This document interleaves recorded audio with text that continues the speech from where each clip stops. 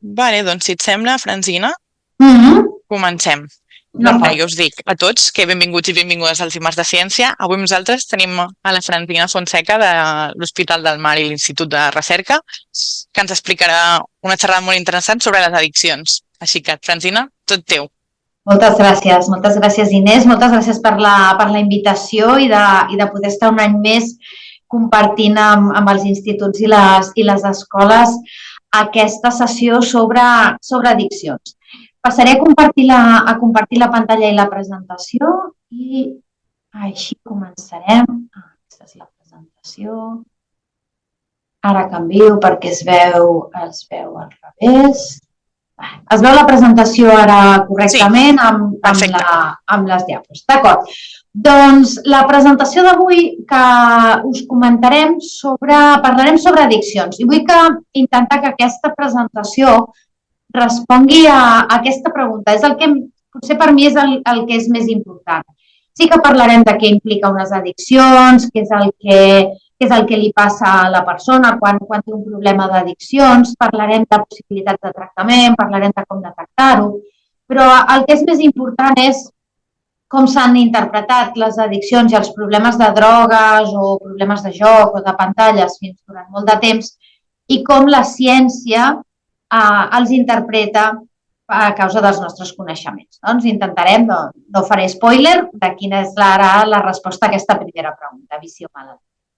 Com ha dit la companya, jo treballo a l'Hospital del Mar, soc la cap de psiquiatria de l'Institut de Salut Mental i fins fa poc més d'un mes era la cap d'addiccions i per tant porto molts anys dedicant-me en el món de les addiccions. Molt bé, doncs comencem. La primera pregunta que aquesta no cal que la respongueu vosaltres, però és el que se'ns planteja, és si les persones que són addictes a substàncies, al joc, al que dèiem, a pantalles, a compres, a tot el que se'ls pugui ocórrer, si ho són perquè volen o potser és perquè estan malalts aquestes persones.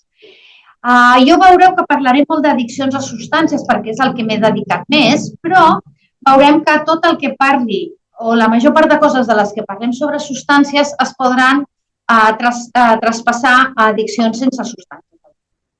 Aleshores, per què ens fem aquesta pregunta? Per què volen o estan malalts? Perquè, doncs consumir una droga o, per exemple, ara estic pensant en el joc o puc pensar en el mòbil, doncs utilitzar el mòbil necessàriament vol ser addicte. Si pensem en alguna cosa que moltes vegades tenim molt a prop, com és utilitzar el mòbil, no tots els que portem mòbil ens considerem addictes al mòbil. Hi poden haver diferents tipus d'usos. Per exemple, pot haver un ús apropiat. Us posaré exemples per poder-ho entendre. Un ús apropiat seria, si nosaltres que portem el mòbil l'utilitzem per trucar, per fer trucades i rebre trucades, o per consultar l'hora o per consultar la nostra agenda, el nostre calendari o consultar llistes que ens hem fet al mòbil. Això seria un ús apropiat. En el cas de, per exemple, drogues de substàncies de consum, podríem parlar d'ús apropiat, parlaria sobretot amb aquests fàrmacs, aquests medicaments que mal utilitzats es poden produir addicció, però que els utilitzem perquè ens ho ha prescrit un metge, amb les dosis amb què ens els ha prescrit el professional i que no prenem de més. Aquestes substàncies que són per treure el dolor, com els opioides. Un mal ús seria quan aquest consum o aquest ús ja no està en situacions que serien adequades. Tornant a l'exemple del mòbil, doncs un mal ús seria, per exemple, utilitzar-lo a les nits quan hem de dormir, que és necessari per poder descansar i recuperar-nos, utilitzar-los en una hora que no toca. O, seguint també amb l'exemple de les pastilles, quan ens els prenem per una finalitat que no és la perquè ens les han receptat. Ens han receptat una pastilla pel dolor, però jo no me la prenc ja perquè tinc dolor, sinó perquè me la prenc perquè em fa sentir bé, perquè si la barrejo amb alcohol doncs em col·loca, per objectius que ja no són els que estaven indicats. O quan la utilitzem en situacions que també podrien ser perilloses. Aquí seria més indistingible de l'ús problemàtic que en parlaré després. Després hi ha un ús experimental de persones que els agrada provar substàncies o que els agrada provar novetats i que aquí es queden, no va més enllà. Tot consum no està exempt de riscos. Jo no estic dient que això no siguin, que això no tingui riscos, però això no és addicció. No hi ha cap consum segur de cap substància. I les que estan de color vermell, aquí ja començaríem a tenir problemes. Aquí ja parlem de problemes, no? Parlem d'ús problemàtic o abús. Per exemple, quan fem un consum en una situació perillosa, en el qual, per exemple, respondre a whatsapps quan estàs conduint. Això és una situació de perill. O fumar cànnabis abans també d'agafar el cotxe o de fer una activitat perillosa o com l'alcohol. I finalment hi ha el que es parla de dependència o addicció. I ara ho descriurem més en profunditat. Què caracteritza l'addicció? La descripció d'addicció és una conducta d'una substància o un ús o realitzar una conducta com el joc o com les compres i es fa de manera que comporta problemàtiques o conseqüències a nivell social, a nivell de malaltia psicològica, de malalties físiques i malgrat tenir totes aquestes conseqüències, aquest consum o aquesta conducta se segueixen fent. Llavors això està relacionat i després us explicaré què sabem a nivell del cervell que canvia amb una addicció.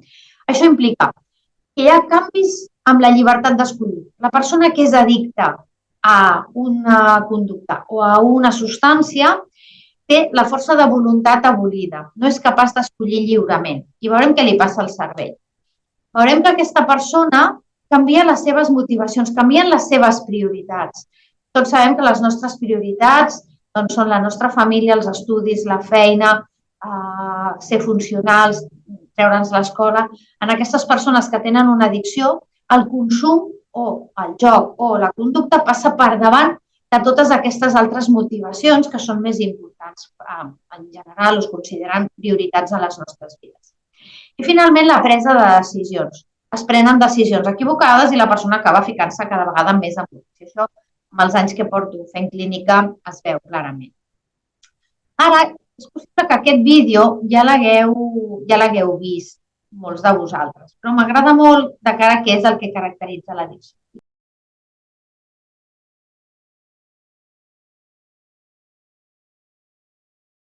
És un vídeo molt interessant que us animo també a tutories a tornar-lo a veure perquè té molts matisos, començant pels colors, començant pels canvis de so.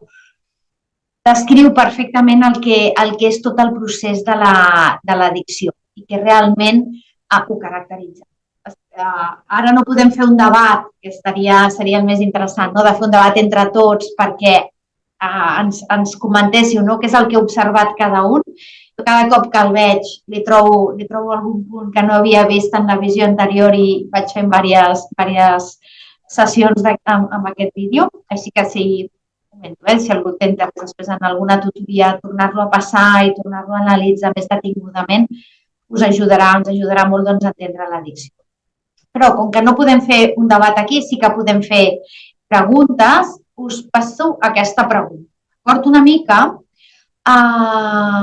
què és el que us ha fet pensar en addicció, del que li passa, o sigui, de tot el que li passa a aquest personatge del vídeo. A mi em sembla que és un ocell, però podem pensar que és qualsevol altre tipus d'ésser. Què és el que li passa al personatge del vídeo que us fa pensar que això sigui l'addicció? La primera és que si hi ha un consum cada cop més freqüent, si noteu que s'està deteriorant progressivament, aquest color que va apagant-se cada vegada més, si la seva vida es centra en la substància, o si us sembla que heu observat totes aquestes opcions i que podrien ser correctes. Em sembla que ara a través del mòbil heu d'escanejar el QR. Sí, i si teniu un ordinador haureu de posar aquesta adreça que teniu just sota el QR i quan comencem a rebre respostes compartim la pantalla i veiem què és el que penseu vosaltres. És el que penseu.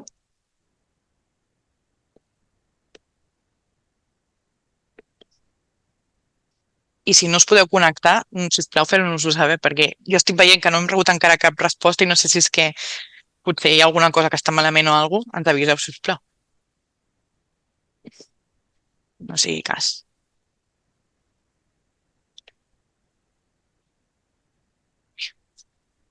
Veig que hi ha alguna matxacada. Si ens podeu escriure per les preguntes i respostes, entenc que és que no funciona o alguna cosa per l'estil, no? D'acord.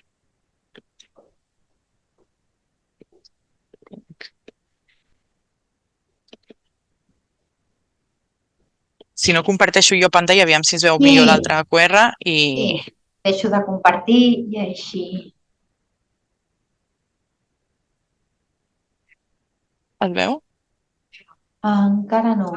Ara sí, ara es veu la teva pantalla. Vale. Espera, diuen que potser és un problema... Veieu la meva pantalla o veieu l'ordinador? Què veieu? Ara veig el teu Microsoft Forms. Vale, espera, un segon, tothom. Disculpeu.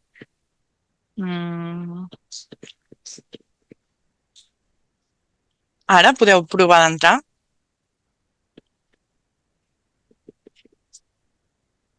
Ara has deixat de compartir pantalla, ara, Inés. Vale, voy. Compartir pantalla. Ara hauríeu de poder veure-ho i entrar. Sí, ara sí. Vale. Sí. No tenim l'entorn Microsoft. Sí, disculpeu, jo havia configurat malament el Forms. Ara hi hauríeu de poder entrar, tots. Vale.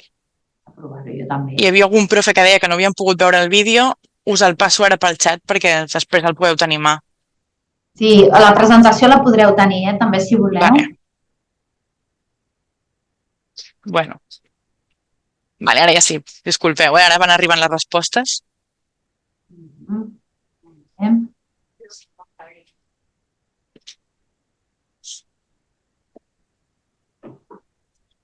Bueno. Sembla que majoritàriament tothom va votant. Està d'acord. 97, perfecte. Bé, en principi, el que observem, no, en aquest... Potser la primera és una mica trampa, la A, que era si era un consum cada cop més freqüent. Sí que és cert que no s'observa com a tal, però si us fixeu en algun moment, el que intenta fer és córrer. No? Al principi va caminant l'ocell, va caminant més tranquil·lament i comença a córrer, no? Amb la sensació d'escurçar el temps entre consum i consum.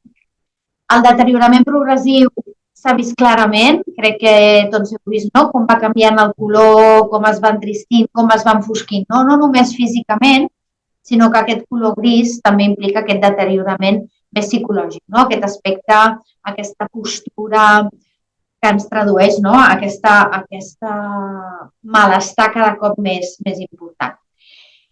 La seva vida es centra en la substància, no l'hem vist fer res més abans, però sí que l'hem vist al principi del vídeo, no? Que mira, que està atent a altres coses, que observa i, en canvi, cap al final, l'únic, no? És mirar al terra per intentar trobar aquesta substància. Per tant, això serien 3 dels símptomes més importants de l'addicció. Cada cop se'n pren més, cada cop la teva vida està més deteriorada i cada cop la teva vida està més centrada en el consum d'aquesta substància, tot i aquest deteriorament.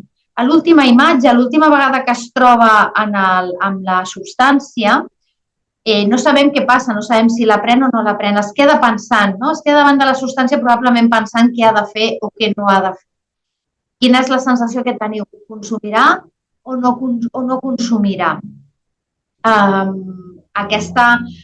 No sabem què passarà, però en moltes ocasions aquest consum torna a ser. Torno a compartir pantalla i així seguim amb la presentació. Si hi ha dubtes, si us sembla, ho deixem pel final i així el responem, que sigui més pràctic.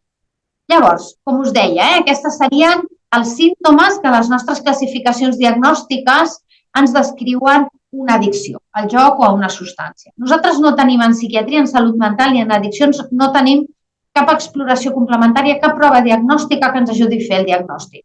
En altres especialitats, doncs, la diabetis, podem fer una analítica, una apendicitis, podem fer una ecografia o podem fer una radiografia o podem mirar la febre. Aquí no tenim cap prova diagnòstica i ens hem de basar en els símptomes que ens expliquen els pacients i la família. Com us deia, l'addicció. Hi ha un consum repetit de la substància o es repeteix una conducta, com ara la de joc. Cada vegada augmentes o necessites més per aconseguir els mateixos efectes. això se li diu tolerància, cada cop en necessito més o cada cop em fa menys efecte la mateixa quantitat. Apareix un síndrome d'abstinència quan es para de consumir la substància, amb molt malestar. No es controla el consum, tot i que la persona es diu doncs no en prendré més o intentaré prendre'n menys o només ho faré els caps de setmana.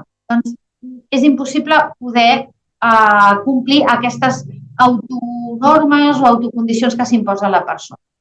Aquest desig, que t'està pensant sempre en el consum o amb el mòbil o amb el joc o amb l'aposta o amb les compres, com us deia abans, la prioritat de cerca davant d'altres conductes. I per què? Per què es produeix l'addicció? La frase aquí a vegades també diem, és addicte qui vol o qui pot. Per què hi ha persones, molts de vosaltres em direu, doncs l'alcohol és una substància addictiva, l'alcohol està molt distribuït en el nostre entorn. Per què hi ha persones que acaben desenvolupant un problema d'addicció a l'alcohol i acaben sent alcohòliques i altres persones poden prendre una copa de vi un dia en una celebració i no tenen cap problema? Doncs aquí sí que hi ha una combinació de factors. És a dir, sabem que hi ha factors relacionats amb nosaltres mateixos, amb la persona, en com som nosaltres, que ens condicionen o poden incrementar el risc de fer-nos addictes. Quins són? Doncs temes genètics. El fet de no hi ha cap gen de les addiccions, però sí que sabem que hi ha alteracions o canvis genètics que fan que alguna persona pugui tenir més predisposició. No és un condicionant, Aquí no hi ha res que et digui si em passa això segur que em faré addicte, no. Però sí que sabem que hi ha alteracions genètiques que fan que siguis més propens si proves una substància. El fet de tenir altres malalties mentals, el fet de tenir depressions, el fet de tenir ansietat, el fet de tenir altres diagnòstics, també incrementa el risc de que si un prova una substància pugui desenvolupar una addicció. Aquesta és molt important, l'edat. Com més jove és una persona que prova una substància o utilitza una conducta addictiva, més risc hi ha de desenvolupar l'addicció. Més endavant us ho especificaré més, però té a veure amb la maduració del cervell i després us ho explicaré quan parlem del cervell. I també temes de gènere. Homes i dones no som iguals, en diferents àmbits. Per un costat, homes i dones som diferents en quant a hormones, el sistema hormonal, després de passar de la pubertat, i algunes hormones que tenim les dones ens fan més sensibles i ens augmenten el risc a fer-nos addictes de determinades drogues. Per exemple, el tabac. Les dones tenim més facilitat de fer-nos addictes al tabac que els homes i ens costa més deixar el tabac. I després hi ha un altre àmbit que estaria dins la persona, però aquesta estaria aquí en ambient, quan parlem de gènere. És a dir, el fet de ser dona o el fet de ser home canvia com ens veu la societat. I les dones, a nivell de consum de substàncies, la societat ens mira més malament que els homes i fa que tinguem més dificultats de demanar ajuda perquè estem més culpabilitzades, perquè estem més penalitzades i perquè tenim més estigma. Això seria en quant a la persona. En quant a l'ambient, que estigui disponible o no estigui disponible, que sigui fàcil d'aconseguir, les lleis, que sigui ben vista, hi ha substàncies que són més mal vistes i substàncies que són més mal vistes. Per exemple, el tabac ara mateix està molt mal vist i tots sabem que el tabac és molt perjudicial per la salut, provoca càncer, provoca problemes pulmonars i problemes de cor. Però què està passant? Què estan fent les empreses que produeixen tabac, les tabacaleres? Han vist que pel tabac ara cada cop tenen més dificultats. Què estan produint? Estan produint els IQOS, els vaporitzadors, tots aquests dispositius per vapejar. I aquests estan molt ben vistos. I què està passant? Doncs se n'estan consumint més. Estan ben vistos perquè no tenim encara dades objectives o les dades que tenim estan promogudes per aquesta indústria tabacalera que té moltes ganes de vendre vapejadors i té moltes ganes de vendre IQOS i que ens està dient que no són perillosos. Quan sabem que també produeixen vapor amb molta temperatura i que també són perillosos per la nostra salut i també sabem que tenen substàncies aromatitzants que si bé per via oral quan les menges no són perilloses, però el que no queda tan clar és què passa quan aquestes substàncies que són greixos se'n van als pulmons i són tan innòcues pels pulmons com ho poden ser per l'estómac. Això seria l'ambient, que és el que ens rodeja. I finalment, la droga o la conducta. Clar, evidentment, no ens fem addictes, no he vist mai a nivell de pantalles no he vist mai cap addicte al PowerPoint, no? Però sí, en canvi, veiem addictes a TikTok o a Instagram. Aquestes conductes, aquestes substàncies tenen en comú que fan uns efectes sobre el cervell i que és el que ajuda que en persones amb una predisposició prèvia i amb un ambient que ja també predisposa o que facilita, produeixen aquests canvis cerebrals, i que insisteixo que és una malaltia del sistema nerviós central i que tendeix a recórrer. Per tant, hem de valorar les addiccions com malalties del sistema nerviós. I què tenen en comú aquestes substàncies? Aquí parlo de substàncies, però també s'aplica a determinades conductes com determinats menjars, com determinades compres, com determinades aplicacions. Aquestes substàncies, i el que he comentat abans, nicotina, cafeïna, alcohol, tranquil·litzants, el cànnabis, psicoestimulants, opioides, al·lucinògens, drogues de disseny, esteroides, tenen en comú que afecten directa o indirectament el sistema que li diem de la recompensa. Això és un cervell humà i en aquesta zona que està marcada en vermell tenim uns centres a nivell neurològic que fan que quan una cosa sigui plaent augmenta la dopamina i ens fa sentir bé. I això ens passa, per exemple, quan mengem, ens agrada menjar i tenim sensació de plaer, o quan estem en entorn social, o quan hi ha relacions sexuals. Per què? Perquè és una forma que ha desenvolupat els éssers, això passa a totes les espècies, per intentar mantenir-nos vius i reproduir-nos. Si tu et sents bé menjant, fa que vulguis tornar a menjar i et mantens viu. Per tenir descendència, et fa sentir bé mantenir relacions sexuals. Aquestes substàncies i aquestes determinades aplicacions o conductes el que fan és que aquesta dopamina s'augmenta de forma molt, molt important. Però el que passarà és que això no és infinit. Aquest plaer, aquesta sensació de plaer tan intensa, com hem vist en el vídeo anterior, no dura sempre igual, i cada cop es va disminuint més, que és el que us he comentat abans, que és la tolerància. Fixeu-vos que, si recordeu el vídeo anterior, l'ocell, al principi puja molt, aquest vol és molt alt i molt durador, però cada vegada puja menys i cada vegada baixa més ràpid. A més, quan se'ls treu aquesta substància, apareix el que anomenem síndrome d'abstinència, i que és característic de cada droga. Cada vegada busquem o tenim aquesta memòria de que volem recuperar la sensació de plaer d'aquesta substància i perdem el control.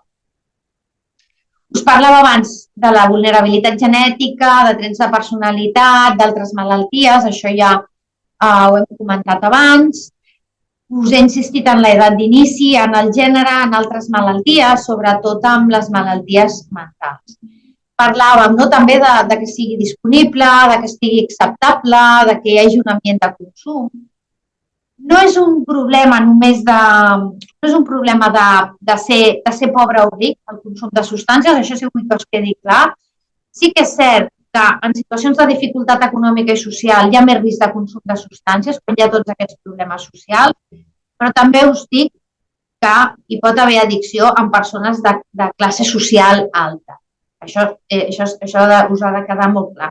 No és una malaltia de persones amb problemes socials, sinó que és una malaltia que pot afectar a qualsevol àmbit, però si a sobre tens problemes econòmics encara serà més dur.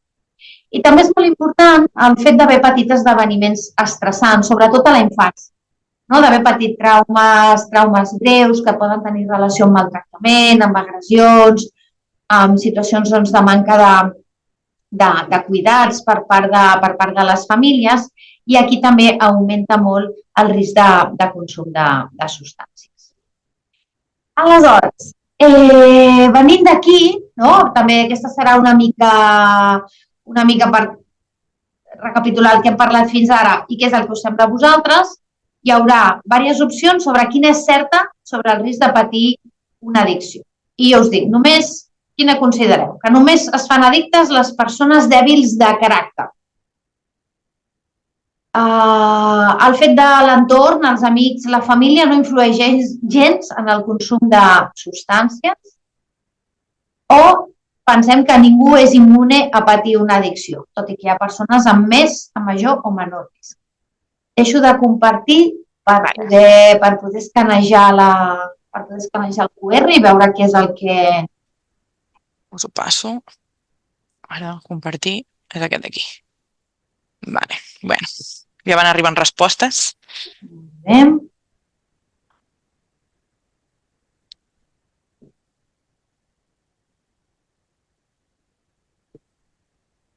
Bueno, es van movent una mica, però... Sí, veig que hi ha una gran majoria i ho podem comentar, perquè són...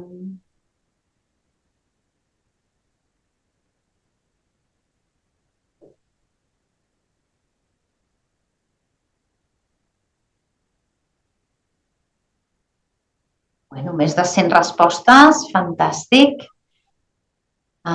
Sí. Les vaig comentant, tot i que encara segueixin arribant. Evidentment, ningú és immune a patir una addicció. Hem comentat abans que hi ha uns factors de risc i que hi ha més probabilitat, però hem de pensar que aquesta frase de "a mi no em passarà" és perillosa, perquè ens pot passar. Perquè ens pot passar ara potser no tenim cap d'aquests factors de risc que us deia, no? Jo ara ja no soc un adolescent i, per tant, aquest risc de consumir d'hora no el tinc, però potser d'aquí un temps em pot passar algun problema, puc tenir algun estrès o puc tenir algun trauma que em faci més susceptible a patir aquesta addicció. Per tant, ningú és immune en un determinat moment. Anant cap amunt, l'entorn, els amics, la família no influeixen en el consum. Aquesta també és una idea, no?, de sentir-nos que som molt poc influenciables o que podem ser molt independents del que passa al nostre voltant. Malauradament, això no és així. I ni ens n'adonem de totes les informacions, de tots els inputs que rebem, ja no només de l'entorn, de la família, sinó també de la societat, de la televisió, dels vídeos, de les imatges, de les xarxes socials.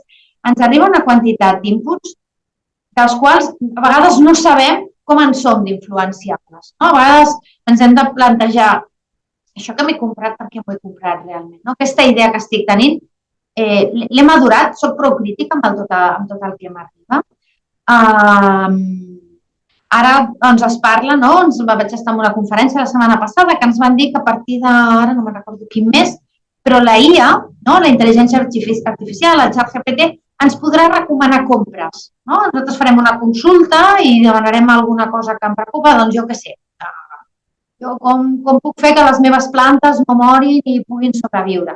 I la IA em donarà unes recomanacions per cuidar de les meves plantes, però potser em dirà, veient això, què et sembla si fas per què no compres aquest producte? I aquest producte, aquesta recomanació me la farà la IA des d'una avaluació independent de tot el que hi ha al mercat? O hi haurà una empresa al darrere que farà que la IA em recomani aquest producte i no un altre? Se'ns venen problemes, no? Se'ns venen problemes per saber si realment el que ens estan recomanant és el més bo o és el que hi ha més interessos o és de qui ha pagat més. Suposo que això ho regularan, tanco parèntesi. I l'altra, que veig que també hi ha hagut moltes persones que l'han respost, i aquí també m'agradaria matitzar-la molt, només es fan addictes les persones dèbils de caràcter. Ser dèbil de caràcter, primer, la gent no és ni forta ni dèbil de caràcter, això és important. Sí que hi ha trets de personalitat, però a vegades no són els que nosaltres equipararíem entre cometes de dèbil de caràcter. A vegades tenen més risc de fer-se addictes aquelles persones que són més imprevisibles, persones que tenen més necessitat de provar coses, de no reflexionar, persones més impetuoses. Però jo no diria que siguin dèbils de caràcter, més que res perquè no m'agrada la paraula dèbil de caràcter, ja que és molt pejoratiu, sinó que hi ha algun tret de personalitat que et fa més impulsiu i que potser tens més probabilitat de provar una substància, però tampoc vol dir que t'hagis de fer addicte. D'acord? Per tant, la resposta correcta és la tercera, ningú és immune a patir una addicció. Tornem a la presentació. Ara entrem en una fase de la presentació, potser és una mica més espessa, parlarem de circuits, no us espanteu, ho faré molt senzill, però m'agradaria que entenguéssiu què és el que passa al cervell i recordéssiu què és el que li ha anat passant a l'ocell durant el seu procés que hem vist prèviament. Hi ha una primera fase que se li diu, això és una traducció de l'anglès, us poso les referències dels articles, que se li diu d'intoxicació-consum. Què vol dir? És una fase en què la substància, la conducta, el joc, el TikTok, etc., el que fa és donar un reforç positiu, és donar plaer, no? I la substància i tot l'estímul que va associat. Aquests són els nuclis, això no cal que estigueu atents, però sí que hi ha uns neurotransmissors, unes substàncies en el cervell que incrementen, que són les que estan relacionades amb el plaer. La principal, que segur que tots n'heu sentit parlar, és la dopamina, però n'hi ha d'altres. D'acord? Aquesta és una primera etapa. La substància ens dona sensació de plaer, ens dona benestar, estem. Què és el que passa? No? Cada vegada busquem més aquest premi, no? Busquem més aquest reforç. I cada vegada ens esforçarem més per obtenir. No? I cada vegada, per tornar a experimentar aquest plaer, acceptarem més conseqüències negatives. No? Si també recordeu el vídeo, cada vegada que queia, la primera caiguda de l'ocell no passava res, queia de peu i continuava caminant. Però cada vegada quan queia es donava una patacada més forta i cada vegada es feia més mal. Però malgrat això, malgrat fer-se més mal, continuava consumint. Per què? Perquè acceptava caure, acceptava aquesta caiguda, acceptava fer-se mal, acceptava deteriorar-se només per continuar consumint i intentar aconseguir aquest benefici de la substància. No? I això és una mica un exemple, no?, del que passaria amb una neurona normal, que hi hauria una mica de dopamina que gairebé no es veu, però quan consumim repetidament les substàncies, aquesta dopamina es dispara de forma molt important. No? I què passa, a més? Com que aquesta sensació de plaer és tan forta, les altres recompenses que tenim a les nostres vides doncs no arriben a donar tant plaer. L'esport no dona tant plaer, el menjar no dona tant plaer, el fet de quedar amb els amics no dona tant plaer. I anem oblidant-nos de tot el que era la nostra vida perquè ens sembla que no és tan intens a les nostres vides. Aquesta seria aquesta primera fase, no?, que diríem potser és la fase més bonica, no?, els primers consums de l'ocell, però després el cervell el que fa és posar en marxa uns altres mecanismes perquè no pots augmentar aquest plaer infinitament. I el cervell diu, para, anem a tornar a aterrar i anem a intentar equilibrar, no?, aquesta dopamina que no se'ns pot. Aleshores, el que passa és que comença a aparèixer un estat emocional que diem negatiu. No? La persona està trista, la persona està com enfadada. Aquí, doncs, aquesta amígdala no és l'amígdala que tenim al coll. Per liar-nos anatomia, a nivell cerebral tenim un altre nucli que també es diu amígdala, l'amígdala cerebral. I aquesta amígdala cerebral, que està aquí en aquesta zona del cervell, i modula tot el que són les nostres emocions. No? I aquests neurotransmissors, la norepinefrina, la dinorfina, medien aquest estat negatiu. Què passa? Cada vegada tenim menys efectes positius, cada vegada tenim menys dopamina en aquests circuits de la recompensa i el que passa és que ja no busquem el consum per col·locar-nos, sinó per no estar malament. Això ens ho diuen molts pacients. A mi m'ho diuen, doctora, és que jo no entenc per què segueixo consumint, perquè a mi ja no em col·loca. Jo ja no m'ho passo bé, mirant vídeos, jo ja no m'ho passo bé jugant a les màquines escurabutxaques, jo ja no m'ho passo bé consumint alcohol. Però, malgrat tot, jo segueixo consumint per veure si no em trobo tan malament. No? I les persones no entenen per què segueixen consumint. Però aquí no s'acaba tot. Encara tenim un altre procés més endavant quan estem en el consum, que el que provoca és que perdem el control. No? Parlem de craving, és una paraula anglesa, el craving, que es podria traduir en català com ànsia, com un desig de consum, com una necessitat desesperada.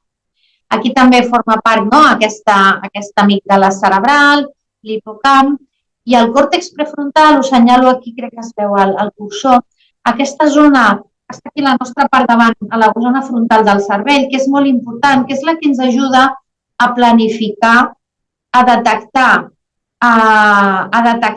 quan una cosa sortirà bé o sortirà malament, ens ajuda a mirar més enllà, és a dir, vosaltres, jo sé, igual que a mi m'ha passat, que un preferiria estar fent altres coses que no sigui estudiar, no? Per què us planifiqueu, per què feu una tasca que pot ser més o menys avorrida, que pot ser menys dura, com podríeu estar fent-ne una de més divertida? Doncs perquè planifiqueu que voleu treure bones notes, que voleu fer uns estudis, que voleu tenir una professió a la vida.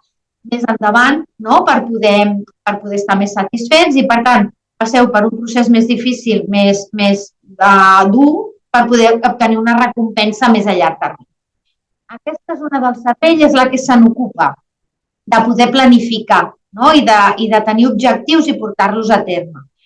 Quan hi ha un consum ja més evolucionat i ja comença a aparèixer l'addicció, aquesta zona del cervell deixa de funcionar bé i costa més planificar.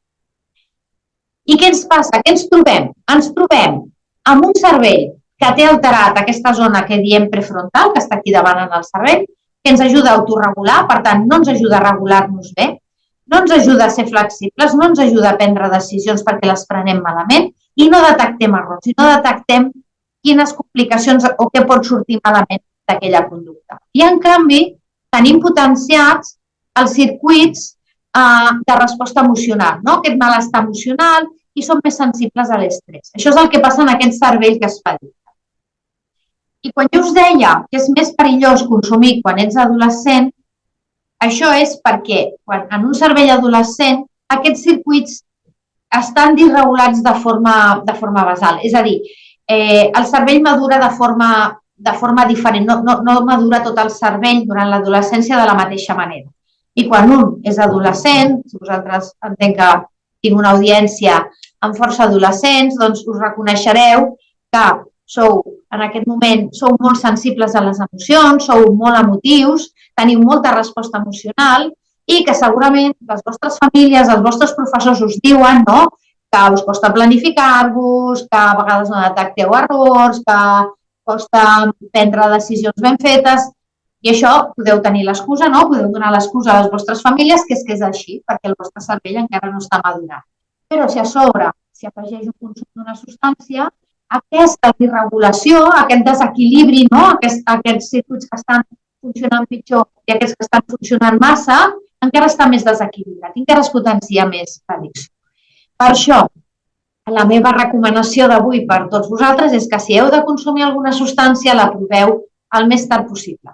I segur que algú em preguntarà l'edat, ja m'avanço, com a mínim 21 anys, perquè encara no sabem si encara està tot desenvolupat el cervell, però 21 anys ja és una edat que el cervell està prou madur. Molt bé, fins aquí hem parlat una mica què passa en el cervell. Per què no, sabent tot això que passa, no? Aquestes conseqüències personals, familiars i socials, les persones addictes no ho deixen perquè no volen o perquè no poden? Doncs, evidentment, perquè no poden, perquè hi ha tots aquests canvis cerebrals. Què és el que passa? Què és el que veiem amb les addiccions? Per què no s'ha considerat durant molts anys una malaltia i es consideraven això un vici, ho fas perquè vols? Doncs perquè, bàsicament, el que vèiem no era tant l'addicció, no ens fixàvem tant en l'addicció, sinó en les conseqüències d'aquesta addicció. Què és el que vèiem? Doncs veiem conseqüències. Gairebé totes les drogues i substàncies i conductes tenen conseqüències mèdiques, primer, en el nostre organisme.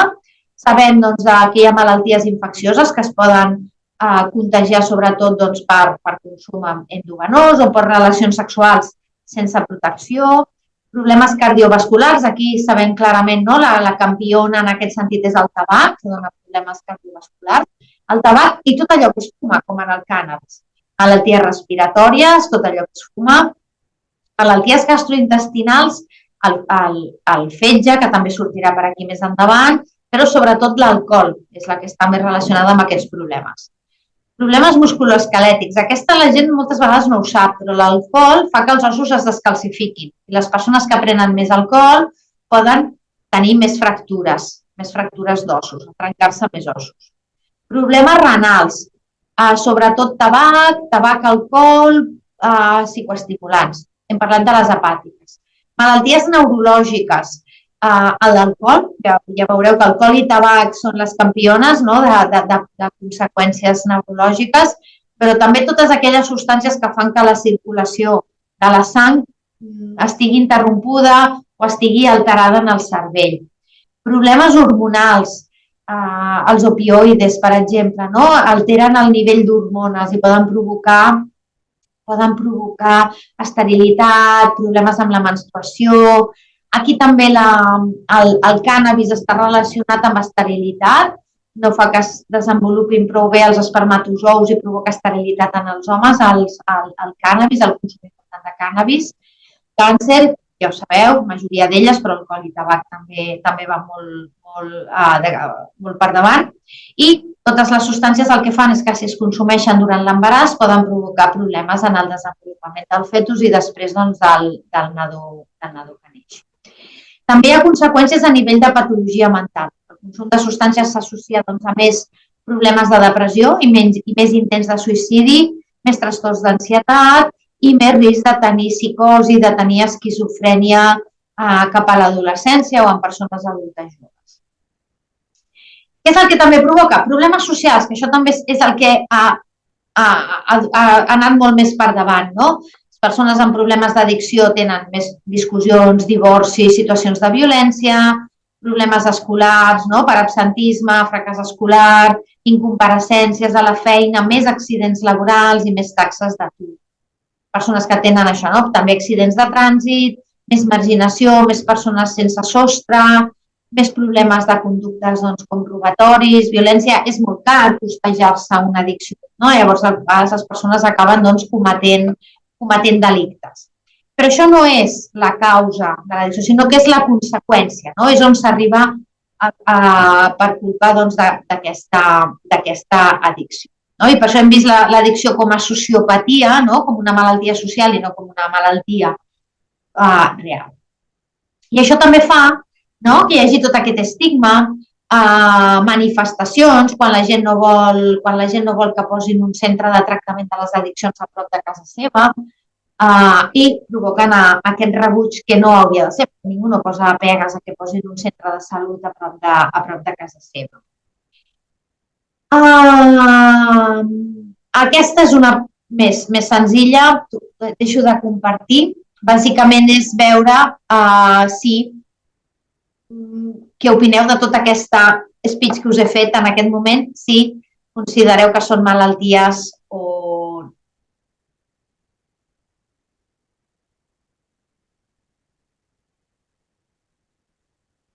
no. Bueno, veig que de moment bé.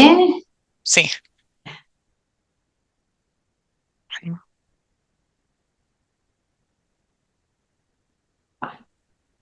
Veig que hi ha un percentatge de persones que no han quedat del tot convençudes. A mi m'han semblat uns arguments molt clars, vull dir, era fàcil per mi aquesta pregunta. Però en podem parlar, després, com que hi haurà torn de preguntes, si tenim temps, intentarem de respondre o si algú també pot expressar la seva disconformitat o els seus arguments, que per això estem. Segueixo compartint, queda poquet de la presentació, però no ho vull fer tard. A veure... Anem a veure què és el que podem fer, no? Hi ha llum al final del túnel? Bé, si les persones volen deixar-ho, podran. Primer, abans de saber si podran deixar-ho o no, com puc jo saber, perquè us he parlat de coses molt abstractes, de cervells, de dopamines que pugen i baixen, i això no ho podem mirar, de lòbuls prefrontals, que això tampoc no ho podem saber. Però és que jo puc sospitar que algun company, alguna companya, algun amic, algun familiar té problemes amb les substàncies. Bé, el primer de tot són canvis, Si canvia el rendiment d'aquesta persona, si treu més males notes. Si canvia el caràcter, una persona que abans era una persona alegre, una persona motivada, la veiem més enfadada, més trista. Canvis en el grup d'amistats, en un grup d'amistats que tenen altres activitats, és típic de deixar els esports que abans es feien al grup d'amics. Si sabem que aquesta persona té problemes de son, arriba molt cansat a l'escola, que no ha dormit, doncs potser està tota la nit jugant o consultant el mòbil. Si canvia l'alimentació també, si passa, això pot ser tant per dalt com per baix, si menja molt o si menja molt menys, també si dorm moltíssim o dorm molt poc, també a vegades, el que dèiem, si sabem si hi ha amistats que consumeixen, això també pot passar a casa, a vegades desapareixen objectes de valor, desapareixen diners i el que també podem mirar a nivell físic, no? Canvis físics, a vegades pupil·les molt dilatades o pupil·les contretes, ulls envermellits, problemes nasals més enllà d'un encostipat. Ara no tothom que s'encostipi vol dir que està consumint substàncies. A vegades doncs, lentitud amb la reacció en els moviments, parla molt pastosa, una persona que està molt, molt, molt accelerada i no és una persona doncs, habitualment tan accelerada, o al revés, no? Que està molt irritable, que reacciona davant de qualsevol estímul. Això seria començar a sospitar. Què s'hi pot fer? Bé, doncs tenim primer, es pot trucar en aquest telèfon, tant si us passa a vosaltres, si algú de vosaltres doncs, aquesta sensació que pot tenir problemes amb alguna addicció o seva o d'algun conegut o familiar. La línia verda és un número de telèfon gratuït que orienta tant a les famílies com a persones afectades. I aquest és el telèfon, com que us deixaré la presentació, doncs podeu tenir el número de telèfon. Després, també, si us poseu a la pàgina web de la Generalitat, del Departament de Salut, hi ha també diferents pàgines que parlen, no?, de riscos, per exemple, aquí hi ha el Q de Festa, després també hi ha pàgines on dona informació molt adaptada a la vostra edat per saber els riscos i no riscos de determinades conductes, de determinades substàncies. I finalment, quan una persona decideix, no, sabem que hi ha una addicció, hi ha diferents fases en el tractament. No us parlaré dels tractaments en concret, sinó que parlaré primer de les etapes. Hi ha informació i motivació pel canvi, és a dir, la persona ha de voler deixar enrere aquesta situació que li està comportant problemes. Després, en molts casos, hi ha una fase de desintoxicació de determinades substàncies, que és eliminar aquesta substància de l'organisme. I després parlem de manteniment de l'abstinència i prevenció de recaigudes, és mantenir-se sense consum durant temps. I després també parlem de prevenció de riscos i danys. Si aquesta persona està consumint o està fent ús d'una conducta perillosa, que es faci el menys mal o la menys lesió possible. A Catalunya tenim diferents xarxes de recursos. Us deixo aquesta pàgina web on també podeu consultar si us interessa, però bàsicament el tractament està centralitzat en els CAS, que són centres ambulatoris. És com un metge de primària, un metge d'un ambulatori, però que està centrat en el tractament de les addiccions. I a partir d'aquí es poden derivar pacients que necessiten altres dispositius més intensos, com hospitals de dia, unitats de desintoxicació, centres terapèutics, etc. Podem fer un tractament farmacològic, psicològics, normalment és important que vagin combinats. Podem fer psicoteràpies de grup, psicoteràpies individuals i, com us deia, reducció de danys. Els tractaments són llargs, ja us aviso, depèn de cada persona i de les seves necessitats, però bàsicament menys de 90 dies es relaciona amb escassa resposta i normalment el que fem és com a mínim un any. I el que nosaltres habitualment als nostres centres el que fem és que si tot va bé la persona segueix amb nosaltres durant 2 anys i quan passen 2 anys que la persona està bé podem donar-la. Aleshores, què us sembla després de tot el que hem dit? En el tractament de les addiccions no hi ha res a fer? Amb medicaments es cura tot? O cal un tractament que tingui en compte tots els aspectes de la persona? Comparteixo. Aquest no és... Ara.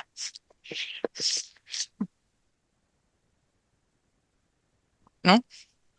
Molt bé, 46 respostes. D'acord. Doncs com veieu a la vida, com tot, no hi ha solucions extremes, sinó que sí que hi ha coses a fer, costa, no és fàcil, però hi ha coses a fer. Desgraciadament, o no, amb medicaments no es cura tot, no? Seria molt fàcil, no? Potser em prenc una pastilla i ja tot millora. Calen altres abordatges i sí que és important tenir un tractament, no he posat aquí, però de pensar que sigui multidisciplinar, amb psicologia, amb psiquiatria, potser també necessitarem treball social, necessitarem suport per tornar als estudis, per tornar a la feina i que tingui en compte tots els àmbits de la persona. Torno a compartir la meva pantalla ja per penúltima vegada i en aquesta una mica el que volia posar en relleu és la importància que té treballar no només l'addicció, sinó que moltes vegades hem vist que hi ha persones que han tingut problemes de trauma a la seva vida, persones que han tingut problemes familiars, problemes que tenen conseqüències a nivell d'estudis, a nivell de feina, que tenen problemes econòmics. Hem de donar un abordatge que tingui en compte tot en aquesta persona, que tracti el que hi ha sota aquest consum de substàncies i totes les conseqüències a part del consum de substàncies. Fins aquí el que us volia comentar, les respostes que us volia donar al principi, l'addicció, les persones que són addictes ho són perquè estan malaltes, quan arriben a l'addicció, les persones que volen intentar deixar-ho o sigui, malgrat les conseqüències continuen consumint, és perquè sense tractament no poden deixar-ho, però que si la persona vol fer el pas endavant, amb el tractament adequat podrà deixar el consum de substàncies. Fins aquí el que jo us volia presentar. Sí que m'agradaria, us deixaré aquí també el meu correu i la sortida de sol que veig cada matí quan arribo a l'hospital, però sí que m'agradaria en el QR últim si podeu enviar una paraula o una o dues paraules de què és el que us ha portat a aquesta sessió o que us ha fet pensar o que us ha fet reflexionar aquesta sessió.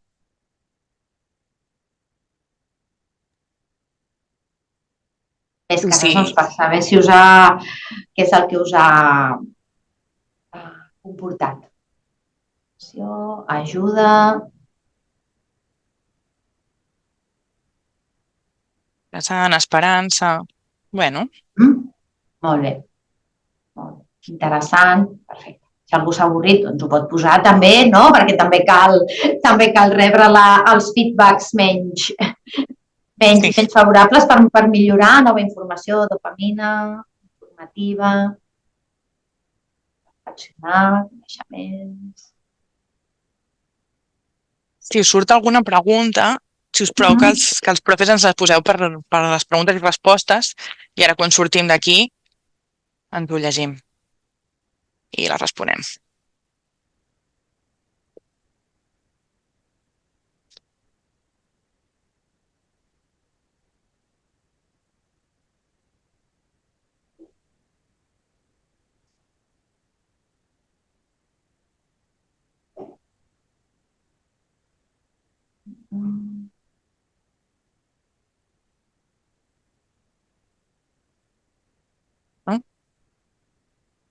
Vale, Güell del Paraguai. Ja us dic que si teniu alguna pregunta ens l'escriviu. Jo no en veig de noves, però bueno. No sé si hem anat una mica justos de temps, em sap greu. Anem bé. Vull dir, havíem d'acabar a i30, vull dir, si algú que pot allargar-se una mica per respondre les preguntes, si no, la Francina us ha deixat el seu mail, els profes també teniu el meu mail, vull dir que jo li puc fer arribar les preguntes amb ella. I la presentació te l'enviaré, Inés, i així també si voleu treballar altres aspectes o... Jo sí que jo treballaria el vídeo, que és molt interessant, i veure'l una sola vegada no és suficient.